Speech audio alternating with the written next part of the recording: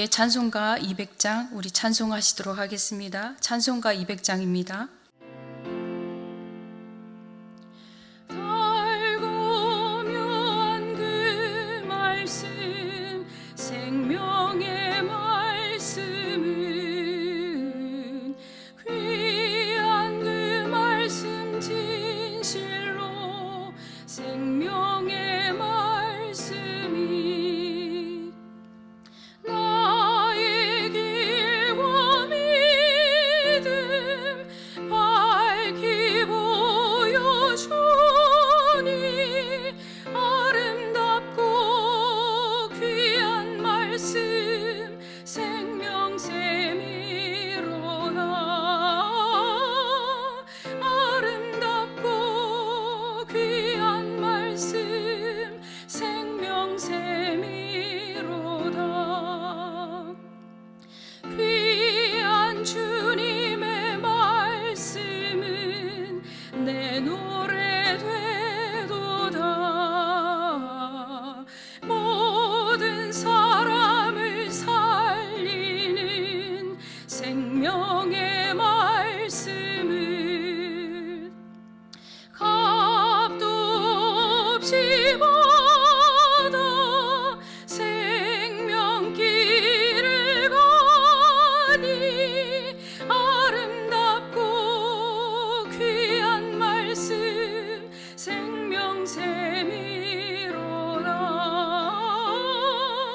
아름답고 귀한 말씀 생명샘이로다. 널리 울려 퍼지는 생명의 말씀은 마음의 용서와 평안을 골고루 주나니 다만 예수 말씀 듣고 복을 받네. 아름답고 귀한 말씀 생명샘이로다. 아름답고 귀한 말씀 생명샘이로다.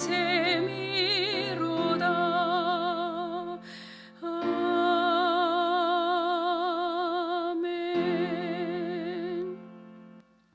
아멘. 오늘 우리가 함께 하나님께서 우리에게 주시는 말씀은 골로새서 3장 16절로부터 17절 말씀입니다. 골로새서 3장 16절로부터 17절 말씀입니다. 신약성경 328페이지입니다. 한 목소리로 봉독하시도록 하겠습니다. 그리스도의 말씀이 너희 속에 풍성히 거하여 모든 지혜로 피차 가르치며 권면하고 시와 찬송과 신령한 노래를 부르며 감사하는 마음으로 하나님을 찬양하고 또 무엇을 하든지 말에나 일에나 다 주 예수의 이름으로 하고 그를 힘입어 하나님 아버지께 감사하라. 아멘. 오늘 본문이 속한 골로새서는요, 바울의 옥중 서신 중에 하나입니다. 골로새서가 지금 교회가 처한 상황은요, 이 당시에 거짓 교사들에 의해서 복음이 왜곡되고 있는 상황이었습니다. 그러기에 바울은 이 골로새 교회를 향해서 이단의 시비에 흔들리지 않게 하기 위해서 복음의 비밀을 안 골로새의 성도들을 다시 한번 세우기 위해서 이 서신서를 쓰게 된 것입니다. 골로새서 2장 6절로부터 7절 말씀에는 바울이 골로새 교인들을 향해 당부하는 말씀을 기록하고 있습니다. 그러므로 너희가 그리스도 예수를 주로 받았으니 그 안에서 행하되 그 안에 뿌리를 박으며 세움을 받아 교훈을 받은 대로 믿음에 굳게 서서 감사함을 넘치게 하라. 이 거짓 교사들이 내세웠던 특징은요, 골로새서 2장 전반적인 내용을 통해 알 수가 있는데요, 이들에게 철학과 헛된 속임수와 또 할례와 유대교적인 요소들을 가지고, 즉 먹고 마시는 것 그리고 안식일에 관한 것들을 가지고 있는 것을 알 수가 있습니다. 바울은 이러한 상황 속에 있는 골로새 교회를 향해서 서신을 통해 예수 그리스도의 비밀을 다시 한번 깨닫게 하려는 목적을 가지고 있는 것이었죠. 여러분들, 이단들의 특징이 무엇인지 잘 아시죠? 가짜인데 진짜 같다라는 것이죠.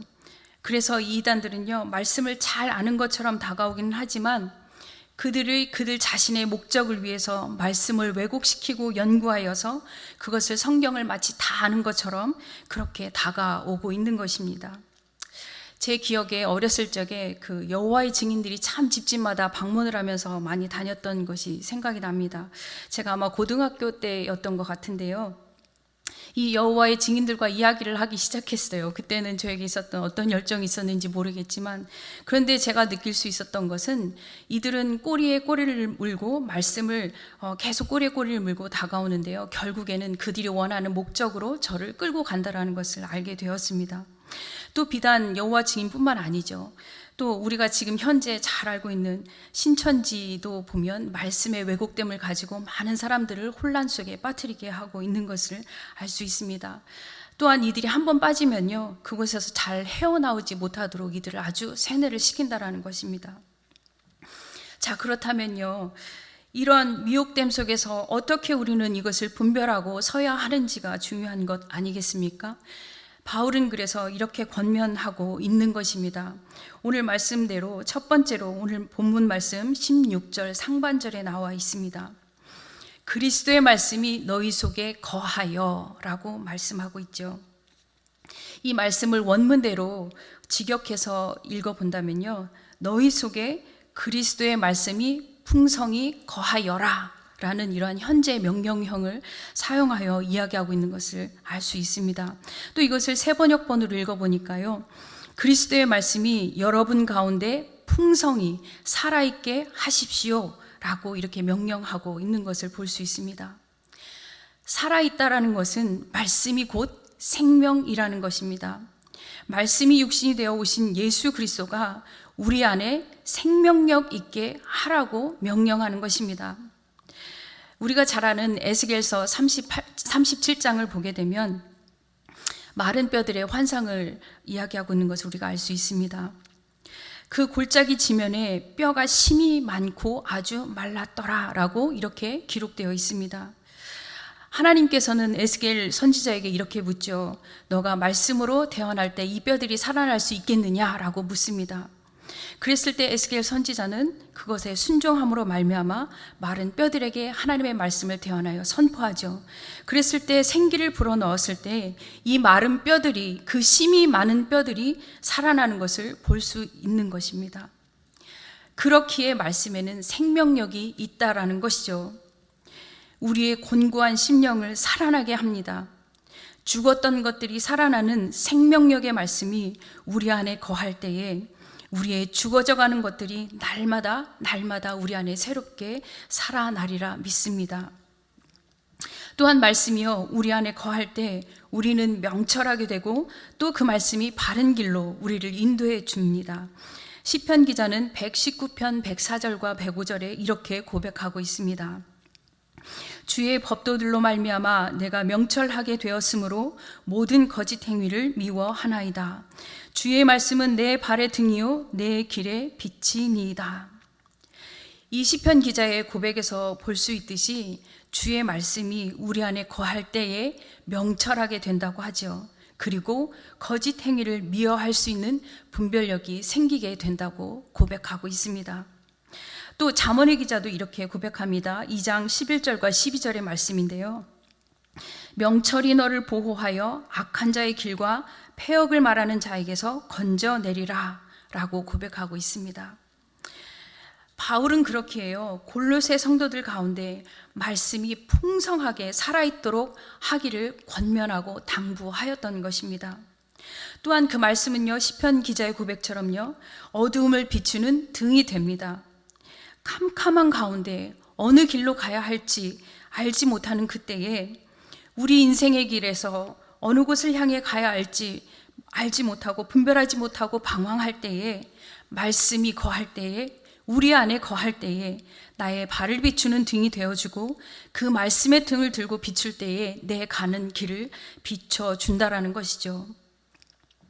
여기서 생각해 볼 것은요, 이 등은 발만 비추어 주는 것입니다.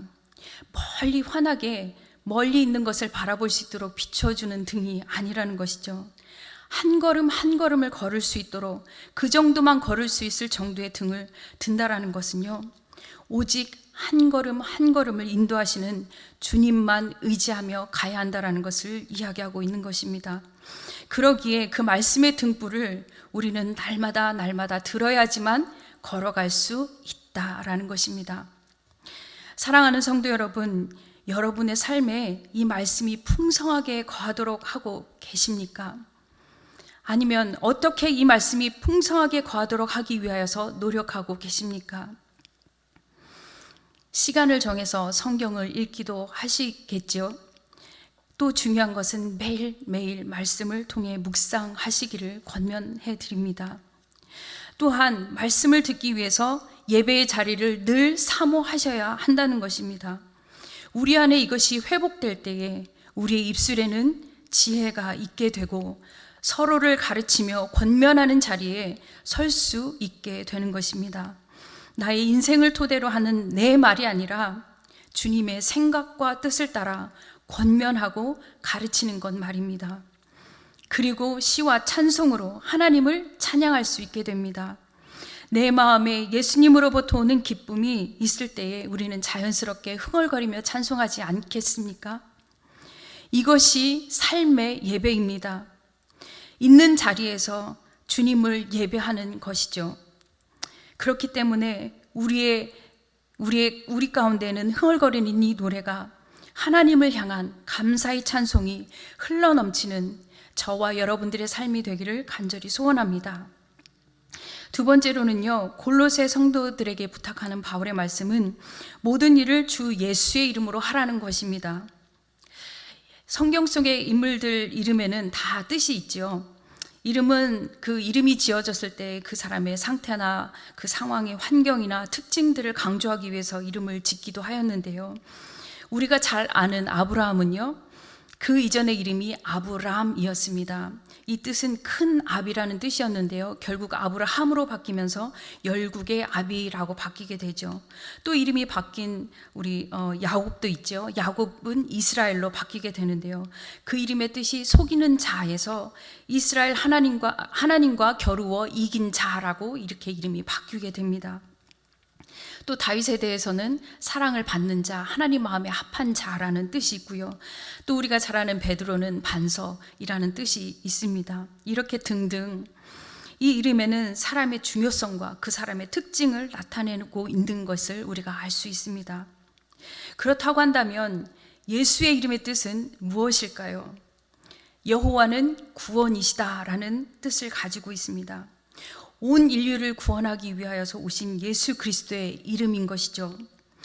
이 이름에는 인격과 존재 자체의 권위와 능력을 나타내고 있습니다. 우리가 볼 때 세상에서도요, 높은 지위에 있는 사람이거나 유명한 사람들이라고 한다면, 혹시 우리가 그런 분들과 친분이 있다고 한다면 그분들의 도움을 받을 때 우리가 하는 것이 있죠. 아, 누구누구를 통해서 왔습니다. 아, 제가 누구누구를 통해 이렇게 소개를 받고 왔는데요. 그런 도움을 받을 때에 왜 그런 이름을 사용하며 우리가 나아가게 될까요? 그 이름을 사용한다라는 것은 그 이름을 가진 분의 지위나 유명세가 능력을 나타내고 있기 때문인 것입니다.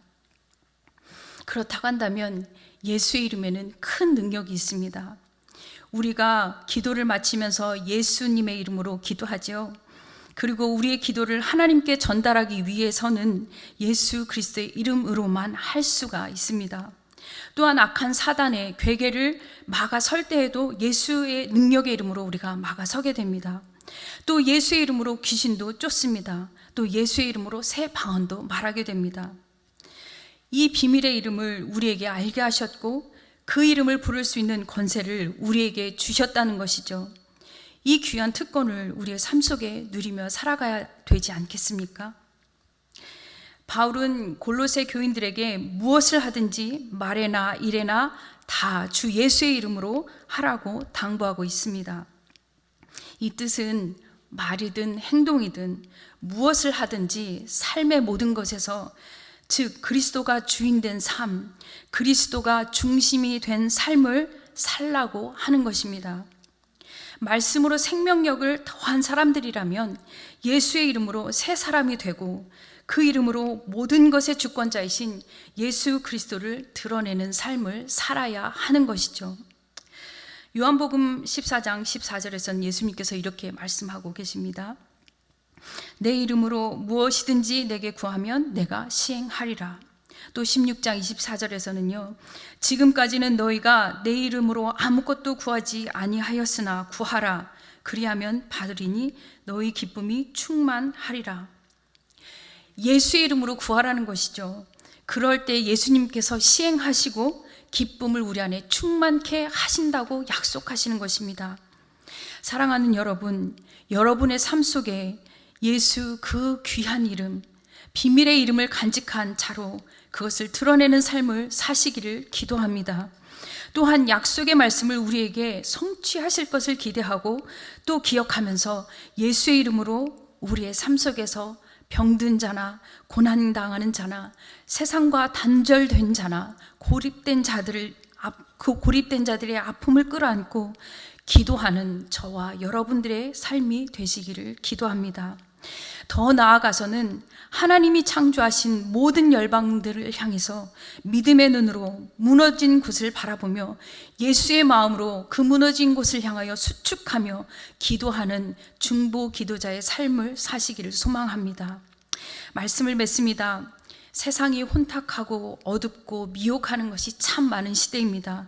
이러한 때에 우리는 말씀이 우리 안에 풍성하게 거하게 함으로 분별함으로 지혜로 서로를 권면하고 가르치며 살아계신 하나님을 마음껏 예배로 높여드리는 우리의 삶이 되어지시길 간절히 원합니다. 또한 그 말씀의 생명력을 힘입고 새 사람이 된 사람으로 무엇을 하든지 말에나 일에나 주 예수 그리스도의 능력에 있는 이름으로 행하고 그 능력을 힘입고 하나님께 감사하며 기도하는 저와 여러분들의 삶이 되기를 간절히 소망합니다. 함께 기도하시겠습니다. 참 좋으신 아버지 하나님, 감사합니다. 하나님, 우리에게 육신이 되어 오신 예수 그리스도가 생명의 말씀으로 우리 가운데 거하게 하여 주시니 참 감사합니다. 하나님, 이 말씀이 우리 안에 날마다 풍성히 하나님 거하게 하여 주옵소서. 그리하여서 하루하루를 살아가는 우리가 그 말씀으로 말미암아 하루하루 하나님 우리가 생명을 얻고 살아갈 수 있는 귀한 특권을 누릴 수 있는 자들 되게 도와주시고, 그러할 때에 우리 안에 명철과 하나님 지혜가 있어 하나님 많은 자들에게 이것을 가르치며 권면하며 증거하는 자의 삶을 살아갈 수 있도록 하나님 도와주시옵소서. 하나님 또한 우리의 삶 가운데에 말에나 일에나 무엇을 행하든지 예수 그리스도의 능력의 이름으로 우리가 행하기를 원합니다. 하나님, 예수 그리스도의 이름을 들어 하나님 우리가 기도하기를 원합니다. 예수 그리스도의 이름을 들어 하나님 무너진 곳을 수축하는 하나님의 사람들이 되기를 원합니다. 하나님, 날마다 이것을 기억하며 우리의 삶 가운데 이루어갈 수 있도록 성령 하나님 도와주시옵소서. 우리와 함께 하실 아버지의 이름을 찬양하며 예수님의 이름으로 기도합니다. 아멘. 하늘에 계신 우리 아버지여, 이름이 거룩히 여김을 받으시오며 나라의 마옵시며 뜻이 하늘에서 이룬 것 같이 땅에서도 이루어지이다. 오늘날 우리에게 일용할 양식을 주옵시고 우리가 우리에게 죄 지은 자를 사하여 준 것 같이 우리의 죄를 사하여 주옵시고 우리를 시험에 들게 하지 마옵시고 다만 악에서 구하옵소서. 대개 나라와 권세와 영광이 아버지께 영원히 싸움나이다. 아멘.